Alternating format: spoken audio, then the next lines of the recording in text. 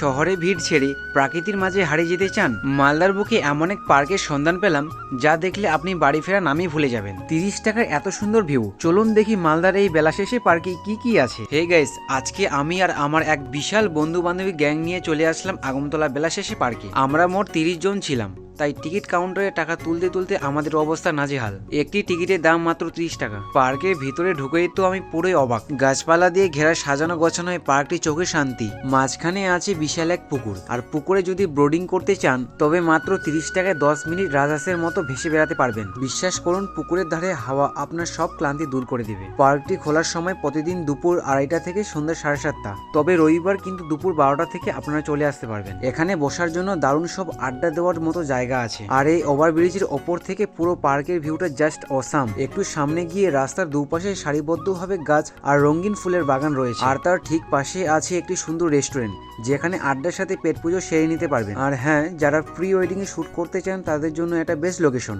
দিনের বেলা শুট করলে 3000 টাকা, আর দিন রাত্রি মিলে শুট করলে 5000 টাকা। বাচ্চাদের জন্য রয়েছে প্রচুর রকমের খেলার জিনিস। এখন ভাবছেন এখানে আসবেন কিভাবে?